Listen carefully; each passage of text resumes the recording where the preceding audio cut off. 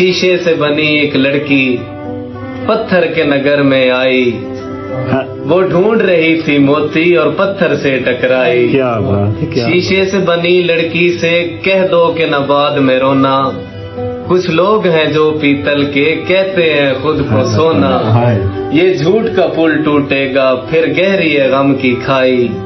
وہ ڈھونڈ رہی تھی موتی اور پتھر سے ٹکرائی، اور شیشے سے بنی یہ لڑکی اس بات سے ہے انجانی، جب ریت چمکتی ہے تو لگتی ہے دور سے پانی۔ یہ پھول ہیں سب کاغذ کے لیکن وہ سمجھ نہ پائی، وہ ڈھونڈ رہی تھی موتی اور پتھر سے ٹکرائی، اور شیشے سے بنی لڑکی کو کوئی جا کر یہ سمجھائے، آنکھوں کے ستاروں کو بن بول نہ وہ لٹوائے، یہ ریت ہے اس دنیا کی ملتی ہے یہاں رسوائی۔